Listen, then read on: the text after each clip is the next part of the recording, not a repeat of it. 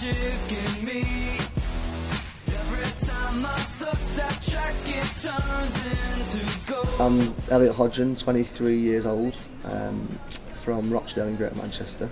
In the role I've had now, I've not just been representing Faculty of Education students. Obviously on education, on faculty things I have, you know, for example, talking to, you know, their tutors on their behalf, implementing new modules that they didn't have before, representing them in meetings that they've had, or, you know, passing on the messages. And I'd like to think that having been in this role for a year, having shadowed Colin on a number of things and worked alongside Colin, who, the current president, on things, I've already established a lot of those work relationships. I've got a lot of that experience, and I've learnt a lot of skills in this anyway. Me and the students who vote me in will be able to, you know, if I get in, we'll be able to hit the ground running from day one. This year I've got very set things I want to try and do. I'm not going to promise them, because I don't want to say 24/7 library like other candidates did last year and then not deliver it. But I want to say these are the things I'm going to work on. I guarantee I will try on them, and I'm going to try and deliver. And I'm not on some of my things from last year I did deliver. First one is something I've talked about this year, which was really communicating what the SU is, who we are, what we do to students. Learning space is a key thing at Edgehill as well that I want to look at. And so students come to us all the time and say, well, I can't get a computer, or I don't know where to go and work with my friends, I don't know where to go and do group work. And I want to try and improve that next year. Very generic, bland thing, but I think this place, the hub, could be used much better than it has been. I think there's a lot of empty space, a lot of dead space, should we say, that could be used better. There's Macs upstairs that have no real Mac software on, and students who, you know, watching this and, you know, who will see the poster and the manifesto may think, what the hell do you mean by employability? But it's something the university talk about in all their committees, all levels. We should be putting our students, both the Students' Union and the university, should be giving students the best possible chance of coming out of here being the most employable they can be. Nightlife anyway outside of Fresh Week at all this year. Now, I'm not saying that, you know, these events and fun would necessarily involve nightlife.